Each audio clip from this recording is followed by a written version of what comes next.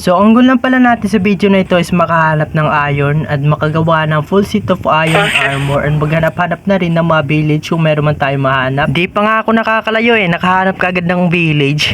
So yeah, papuntahan muna natin yung mga bahay-bahay dito, baka may makita tayong mga chest at meron tayo makitang pakipakinabang kaya kukunin din natin yon. At walang chest, wala ring chest. So dito panigurado meron na tong chest. Wait, ayun meron nga. Ang laman niya is bread lang at saka cups na leather tsaka boots and pants. Yung isa hindi ko alam kung anong tawag dyan kasi bagong update nga nito.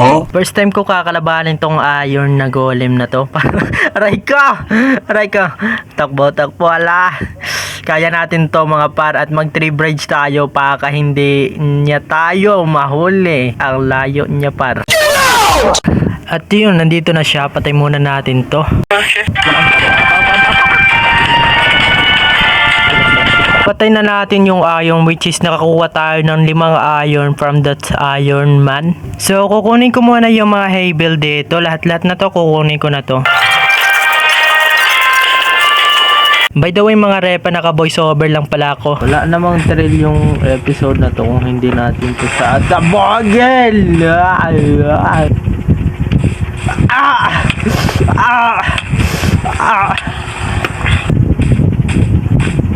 Wow, pop. Ay, ano yung boy? Iron boy. Yun lang. Niluto ko na muna yung iron na nakita natin kasi gagawin natin tong shield para protektahan ng sarili natin para hindi tayo padaling saktan ng ibang taong pinapaasa lang tayo kasi alam nilang gusto natin sila. Swerte natin sa episode na ito, hindi pa nga tayo nakakalayo, nakahanap kagad tayo ng maraming iron. So kunin ko muna to mga repa. Patay. Nagdala ka ng shield tapos di ka marunong gumamit. Putik na yun. Ang dami! Hindi pala ako naka-voice record kanina sa clip na yon mga prepa. And then magdig muna ako dito kasi paggabi na rin. And then magantay ako hanggang sa mag-umaga. Update ko na lang kayo. Medyo matagal to kasi ayaw ko na bumalik doon kasi maaabutan na naman tayo ng gabi. Alam nyo naman matatakot din ako sa gabi. At sa wakas umaga na rin mga repa. So pagpatuloy na natin yung paghanap natin ng mga iron para magkaroon na tayo ng full set of iron armor para maprotektahan na natin yung sarili natin sa mga paasang tao dyan.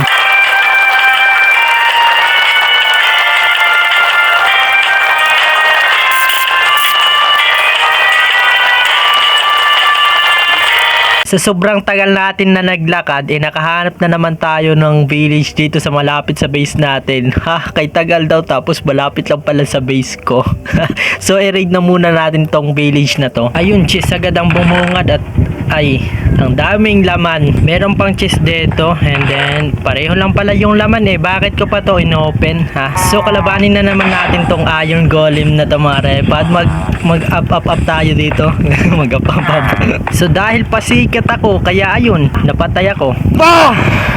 So ayun, puro salita kanina, hindi pala ako naka-record. Sana nandito pa yung magamit ko. Ayun, nandito pa nga at papatayin ko tong iron na to. Babawi ako sa iyo boy. Dala ako, bakbakan na to par. May nakita kong cave kaya ayun, kinalaban ko muna yung skeleton bago kukunin yung iron dito. Baka meron lang naman. Meron nga, paldo. Punta muna tayo dito sa pinakailalim pa neto. Baka may iron pa, sayang naman. So ayun, paldo na naman to par. Ang daming iron neto.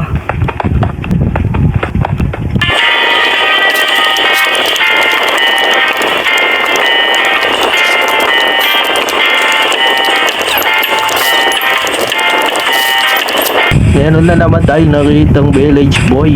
Village to boy. Pumasok kayo mga boy. Aray ko!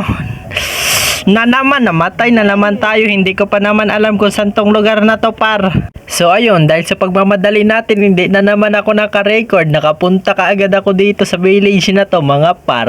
Pero ang goal lang naman natin is makuha yung gamit ko kasi kailangan ko yon. Nagmadali ako kasi baka mag-respawn yung mga gamit ko dito ba. Sa wakas nakababa rin ako, mababalik ko na yung mga gamit na nawala ko. Parang ang bait ni Mojang sa akin ngayon na.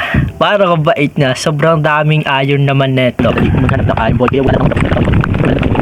Isinumpa siguro tong village na to kasi ang dami niyang guho. Tignan nyo naman yan oh. Ang dami talaga par. Napakamalas ko talaga pag nalaglag pa ako dito. Aray ko! Aray ko!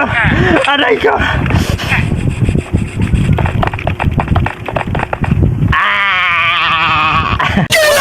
Babalik na talaga ako sa base ko kasi sapat naman yata tong mga iron na nakuha ko. May naliligaw na naman na bata, hindi alam kung asan yung base na naman talaga naman. Hindi ko pala na-save yung base ko kung asan yung coordinate na yon. Nahanap ko din yung base ko sa wakas. Kay tagal-tagal ko tong hinanap at ngayon ko lang to natagpuan. Bago yung first, magputol muna tayo ng puno dito boy. At yan natin yun. Pupunta tayo po para magkaroon tayo ng pera kasi wala tayong pera dito.